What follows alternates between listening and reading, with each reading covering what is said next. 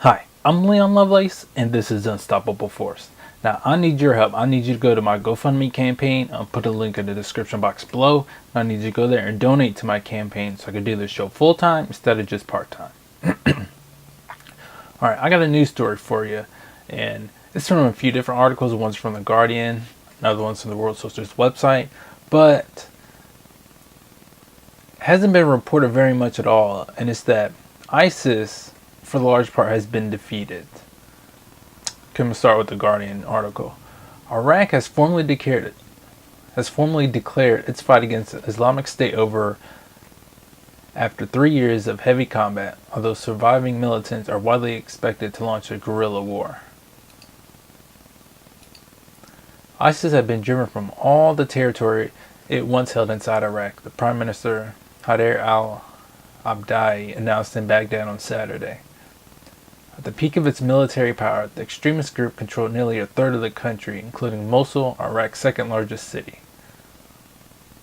The full length of the border between Iraq and Syria, which ISIS fighters traversed freely for years, is also now held by Iraqi forces, the top military commander said. He makes a statement about how they took the territory from ISIS gangs. The slow and extremely bloody battle against ISIS began in the summer of 2014, soon after a few thousand of the group's fighters stunned Iraq and the world by seizing Mosul. The Iraqi military fled the city, leaving their weapons and equipment to ISIS and its city's riches to bolster its coffers. For 3 years, it was a financial and political hub for the extremist self-declared caliphate. Alright, here's one important part of this article. The U.S.-led coalition that has backed the ground war with airstrikes offered congratulations and promised continued support. And then there's a statement. But why are they promising support when they've pretty much been defeated? So the Iraqi government, their forces could definitely handle whichever small groups that they're going to continue fighting and continue waging war for who knows how long. But for a large part, ISIS they're not really a threat to the United States anymore. So our government doesn't even need to continue supporting the Iraqi government and fighting them because they've pretty much been beaten. But that's for Iraq. Some people may say, oh, but they're still controlling Syria. They're still really powerful. So maybe they're also implying that, well, we still got to fight them in Syria because they're just so dangerous. They're going to hurt the people. But here's an article from globalnews.ca. And this one's from November of this year, November 21st of 2017. Right. Pro-government forces defeated the Islamic State group in its last major stronghold in Syria, state media and a monitoring group reported on Sunday, leaving the militants to defend just strips of desert territory in the country and a besieged pocket outside the capital, Damascus.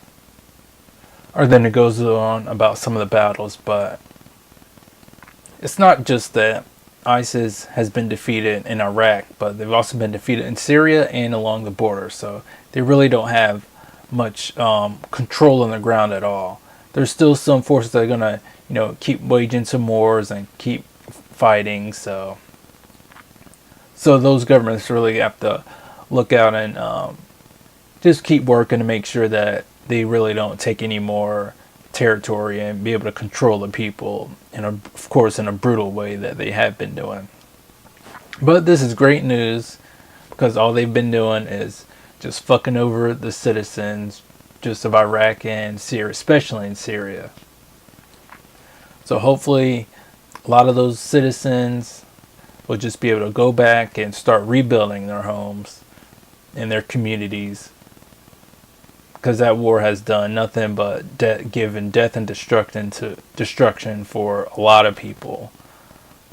But keep in mind that the mainstream media hasn't really talked about how ISIS has been defeated, and this is from last month. So the mainstream media, if they were really interested in talk about some of the important things that are going on in the U.S. and in the world, and really tell the people the truth, they would have been talking about how ISIS finally defeated. They really don't have that much power. They're not a strong military force like they were.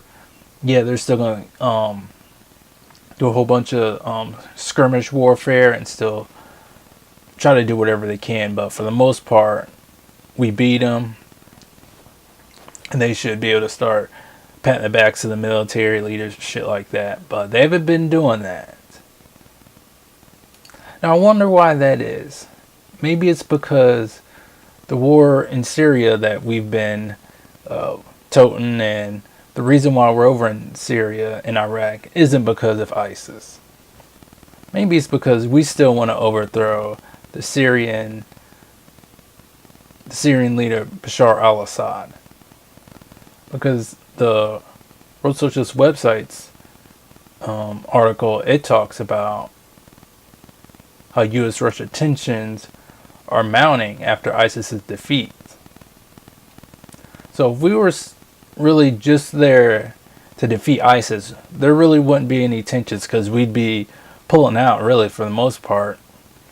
We could finish our objective, so there's no reason for our military to be there, so they'd be leaving. At least if that was the intention, was just to defeat ISIS and that was it. But let's get into it. Washington and Moscow have traded fresh charges of provocative actions by each other's warplanes in the skies over Syria's Euphrates River Valley, even as their supposed common enemy, the Islamic State of Iraq and Syria, appears to have been routed on both sides of the Iraqi-Syrian border. The Pentagon statements directly hinted at the prospect of rising tensions in Syria spilling over to direct military confrontation between the world's two largest nuclear powers, with incalculable consequences. I'll skip down a little bit. The Times article published Saturday was written as a brief for the U.S. military intervention in Syria and a more aggressive American confrontation with Russia for dominance in the Middle East. The Pentagon recently acknowledged that over 2,000 U.S. troops are presently deployed inside Syria, more than 4 times the number previously admitted. It indicated that there is no intention of withdrawing them after their ostensible mission in defeating ISIS is completed. So, if the issue is just defeating ISIS, why are they hiding the troop numbers? I mean, there's really only a few reasons why you're going to hide the number of troops that are in a certain area. Some is because you need them to do things that maybe isn't really necessary for the supposed task that they're supposed to be there for, which is defeating ISIS. And also the really important part is there's no intention of withdrawing them. So since ISIS is already defeated, they don't need to be in there anymore. But since we're not just in there for ISIS, they're still going to keep our troops there in Syria. But here they go. And for some of the reasons later down in the article.